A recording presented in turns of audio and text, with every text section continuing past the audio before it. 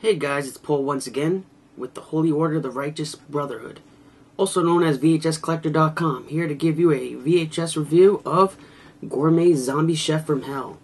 This super obscure movie with some of the greatest artwork out there. Look at this. You gotta just love that artwork. I wanted this movie forever. In fact, I used to have it. Back in the day when I first started to collect these things, I read about this movie in the Golden Movie Retriever book.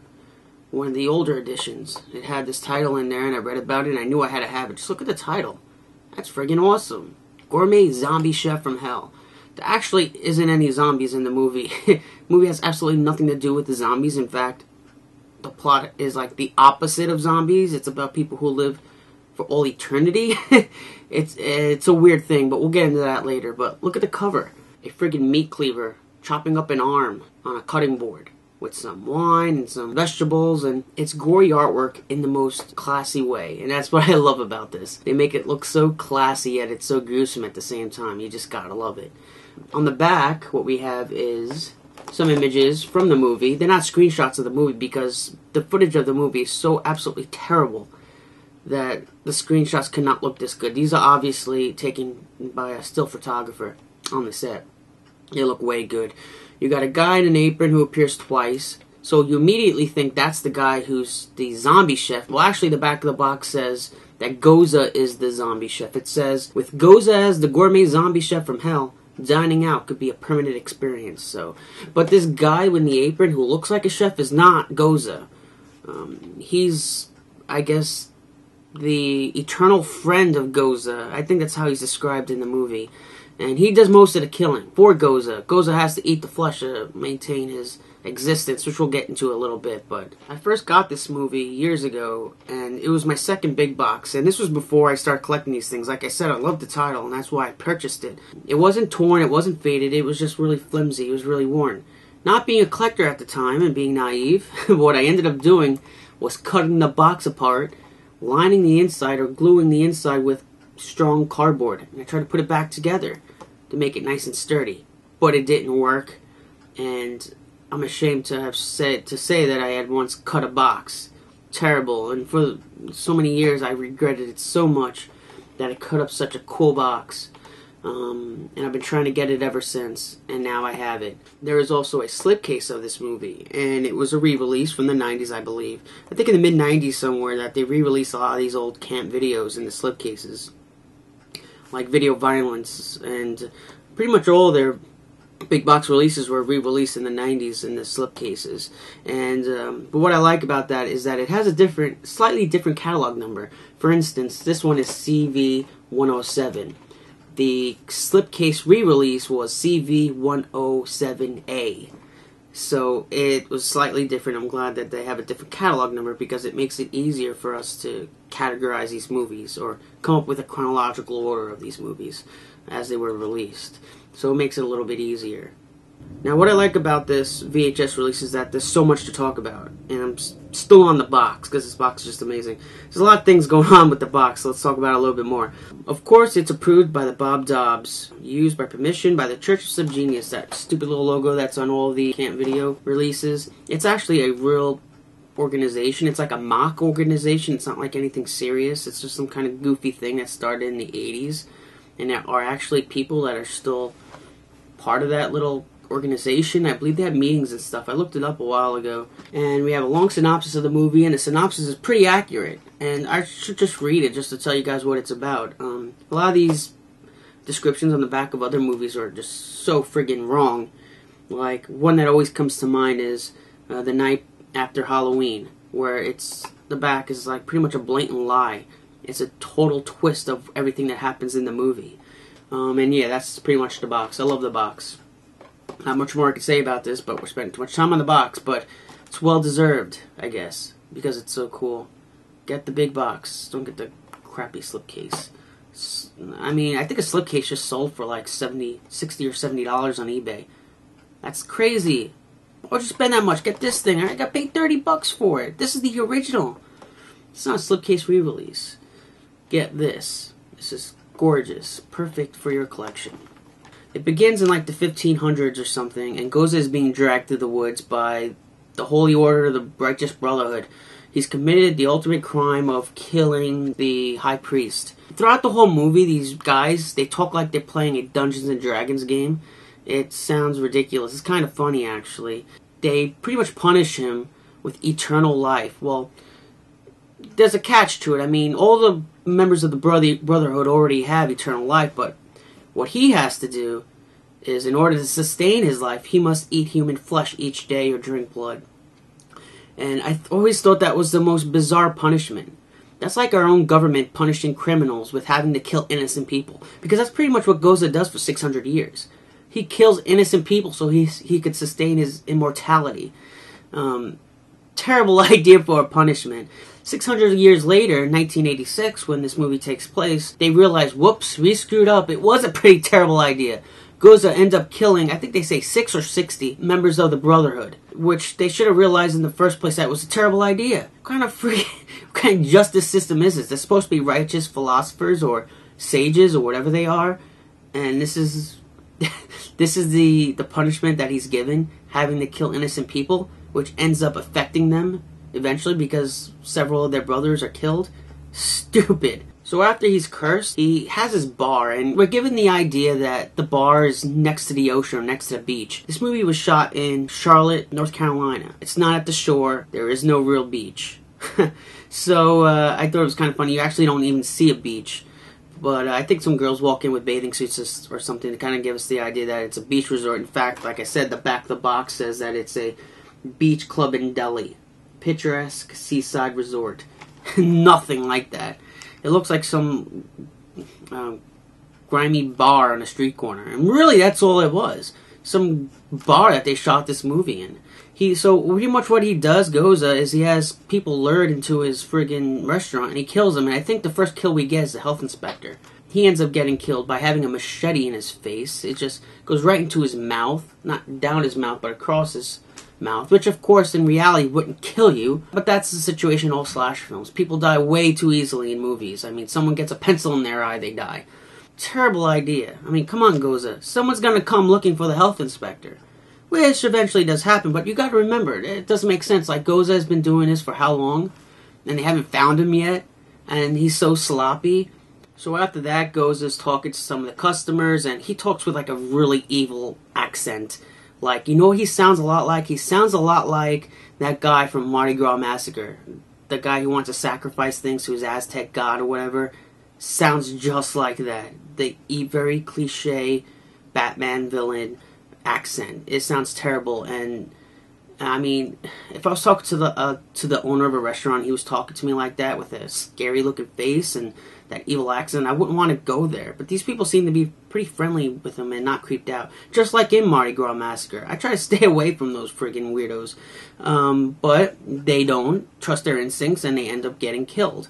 We have a bunch of music scenes in the bar. Pointless music scenes. One of the people who perform there is Billy Scott, who actually is a real performer and he still performs to this day. He does a music scene in there, and it's just pointless crap to drag out the movie. I guess the music's okay, but I'm not watching a concert, I'm watching a movie. One guy walks in with his girlfriend who, I guess she ends up walking away because they want a blonde victim.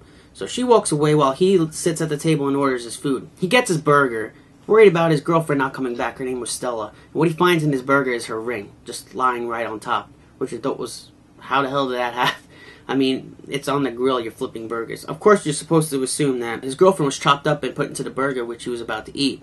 But the ring is lying right on top, unless they were doing it as a cruel joke. But if you're flipping burgers on the grill, the ring wouldn't just magically be on top of the burger. Wouldn't Goza not want a scene in his restaurant? In fact, he tells him to leave. He doesn't even kill him right away. And the guy does leave. And this guy's going nuts. It's like he knew his wife was dead, even though he doesn't know for sure. She's just missing. He goes outside, he steals a telephone booth from this random guy. Stella! Stella! She's like, he just found her dead body. Dude, she's only been gone for an hour. It's just, he's over dramatic about this whole situation. Like, he's acting as if she's been gone for 2 days and he found her dead in a gutter. Overreacting the scene. So what he ends up doing is he goes back to the bar, and the slutty girl that appeared earlier, he talks to her and he tries to get help from her. Instead of calling the police, he goes to some slutty chick who hangs out at the bar. don't quite understand that. She ends up trying to help him. They go around the back, they sneak into the kitchen, and this really weird thing happens. They go into the kitchen, they start seeing some body parts and stuff. Someone's about to walk into the back kitchen, Blowzar or Goza, don't remember, and then what happens is that slutty chick who was supposed to help him stabs him. And you're thinking, I guess she works for Goza, because then Goza says, "Oh, thank you, my child," or something. Weird scene, so I guess right away I thought that maybe the slutty girl was working for Goza. But let me just get back to the scene where she kills this guy who lost his girlfriend, because it is ridiculous. One scene, he's up holding a knife, and it just cuts to him, like, not holding the knife anymore and being dead. It just blew my mind. It's like, anyone at camp think that, like, wow, these people can't edit a film, or maybe it could have been edited better. Maybe they could have done, you know, some editing tricks, or put a scene in between to fix that gap, instead of just making a jump cut. It looked terrible. Absolutely terrible.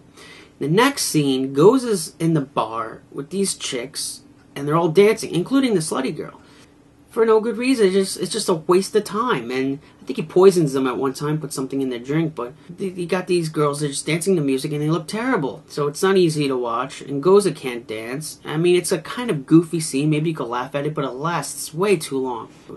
But eventually, we don't see them drop one by one, because they had eaten this poison, or whatever it was, inside their wine or alcohol.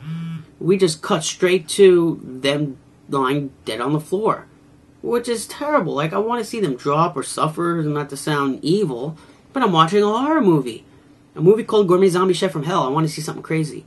But in the next shot, they're just dead on the floor, including the slutty girl, which I don't understand, because in the last scene, we kind of assume that this chick, the slutty chick, worked for Goza, and then he kills her right away. It's just weird, because you think that she's supposed to lure, you know, men with sex into the bar to be killed. But he kills her right away, so I don't know what to think of that. Then he takes out a sawzall and he starts chopping up her leg. Another funny moment is that they repeat the same shot twice. Couldn't have been an accident. I mean, I don't know how it could have been an accident. Like, when you cut the movie and edit it, don't you watch it all the way through? Or did the people in camp watch what they were going to put on the VHS? Because they repeat the same shot twice. It looks terrible. No one said, oh wow, we made a mistake, repeated the same shot twice, let's take that out. No, it looks terrible. They didn't do anything about it, they just left it in there. It's like, oh, it's a crappy movie anyway. You know, what are we going to do? Just leave it in there, who cares? Now, while this is all happening, we have this weird guy outside the bar who warns people not to go in there. At first you think he's kind of like a Crazy Ralph, some psycho guy, because he's wearing a cloak, like one of the sages or one of the members of the Brotherhood. But it's 1986, so I didn't think he was one of the members of the Brotherhood. I thought he was just some crazy homeless man, but later you find out he's part of the Brotherhood. So he's outside telling everyone, don't go in there, there's evil, or this and that. And I don't know why Goza just doesn't go out and kill him, because he's there throughout, like, most of the movie. Like, Goza, get your friend Blowzar to go out there and kill this guy. He's scaring away your flesh. Next, we have another character who enters the picture. She's a librarian, and it's funny because she's such a cliche librarian, like something you would expect from a cartoon or a kid's TV show. She's wearing glasses, she has her hair tied up, she's wearing like a frilly shirt, and she's very proper, she talks very proper. Very funny, but she goes into his restaurant and he invites her over for a date in his really creepy accent, his creepy evil villain accent, and she obliges. He says he has some rare ancient books that he wants to show her. She actually does go to his house at one point in the movie and steals his book. But while this is happening, you got a detective who is checking out Goza because finally the cops are suspicious of him. Blowzar is there to take care of business, and what he ends up doing is punching the cop's head off. Very goofy. It's actually a funny scene because when he punches the head off of the cop and Goza is drinking the blood like it's a water fountain, it's actually pretty ridiculous. It's kind of funny, and it's probably the coolest effect in the entire movie because all the effects in this movie are just body parts. You really don't see cutting or anything like that. Most of this stuff is off screen, but you just see a lot of bloody body parts. That's the special effects in the movie. The only cool, most gruesome scene is that head punching. Towards the end of the movie, two members of the Brotherhood get together because they were talking about how they could take down Blowzar, and they're at it for a while, talking. Someone comes into the restaurant for a short-ordered cook, This is such a goofy, silly scene. It's kind of funny, I guess. There's a sign outside, advertising short ordered cook wanted. And what happens is, like, a very short, almost like a midget guy walks in. He's like, I guess this is for me because he's short. And he goes in to get the job, and he's giving Blowzar a really bad attitude. For some reason, I don't know why. I think it's because Goza didn't notice him at first because the guy was so short. But he says, oh, I'm the guy you want for the job. I'm short, and I'm a good cook or whatever. And he's like, oh, but I got one thing, man. First you gotta fire that big goofy guy talking about Blowzar. This little short guy is nuts. Of course, Goza goes him back and says, Blowzar crushed this cockroach. You don't see it. He just puts him over his shoulder and walks into the next room with him. Off screen, nothing happens. You don't even see any of his body parts. I guess it was just a funny scene to throw in the movie, even though it had no special effects or anything. Also around this time, we have the librarian, and she's researching Goza's book. Another goofy scene. She's on this very old computer, and she's doing research on the book, looking at different pages, and the computer prints out an image of what the High Priestess should look like, because somehow the computer calculated what the High Priestess would look like. It's so stupid, but it's not even a printed image. Someone took a piece of computer paper and drew a face on it, and tried to put it off as if the computer printed it. It's so stupid and silly. But that's the last we see the librarian. That whole librarian subplot is very pointless. We have another funny scene. Goza jumps on his bike and he goes to meet one of the members of the Brotherhood. It's just like totally random. He's riding his bike for a little while and he just meets this member of the Brotherhood. First they're arguing and it's a battle of wits. And then they do this, it's so funny, this psychic powers thing where they're fighting each other with invisible lasers and stuff. It is so goofy and ridiculous. I'm sure that when they made this movie they did not take it seriously. You can't. You cannot take it seriously. And he psychically removes his heart. The camera kind of goes into the guy's suffering face, and in the next shot, Goza has the guy's heart in his hand, and he slams it against a wall. The High Priestess finally comes in to confront Goza. Goza's already in the process of dying, so his skin is peeling. He kind of looks like a zombie. Maybe that's where this title came from, because it has nothing to do with zombies. The High Priestess comes in and she's saying some crazy Dungeons and Dragons stuff, fantasy talk to him, and stupid scene. They can't be serious. They must have had so much fun making this movie. She crazy glues his lips together so he cannot eat anything. But he's already dying, so it's kind of pointless. She's there watching him die right before her. It's like, why are you crazy gluing his lips now? He's just going to end up dying anyway. He takes a knife, cuts his lips open, which is stupid, because, I don't even know why he closed his mouth so she can crazy glue his lips together. It doesn't make sense. He knows what she's doing. Keep your mouth open. Don't let her crazy glue your lips closed. While he's dying, I don't get this, but she puts like a nail gun or staples into his feet. I'm trying to rack my mind as to why she did that. And after that, the movie is pretty much over after that. He dies.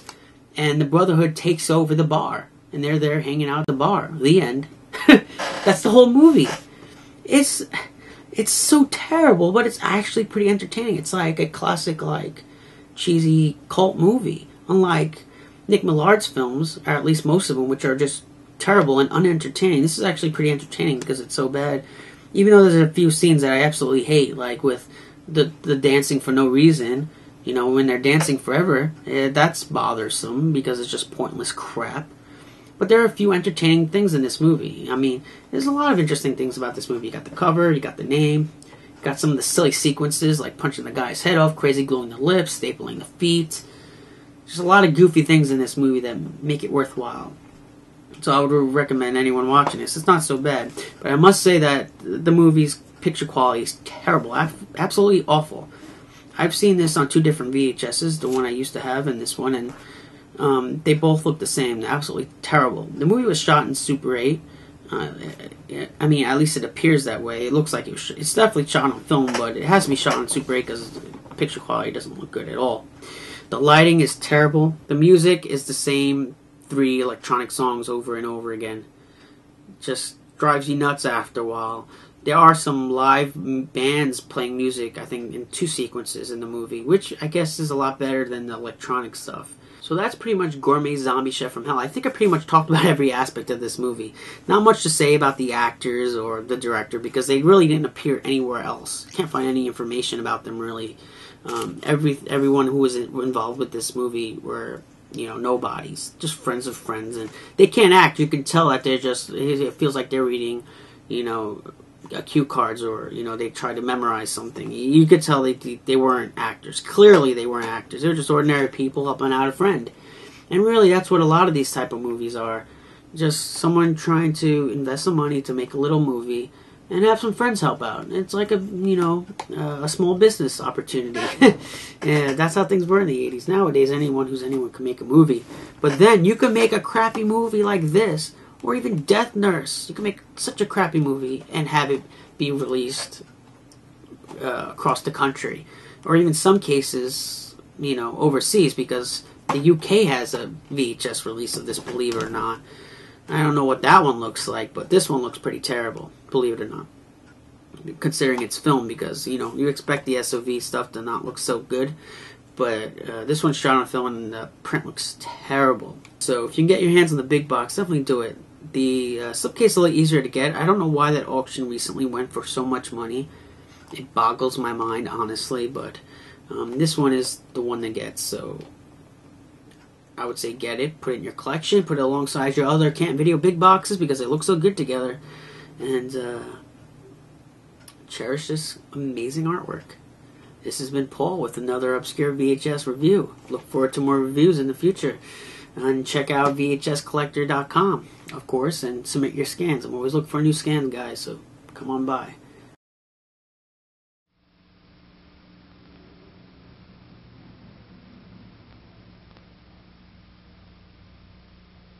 She was so young, so fair,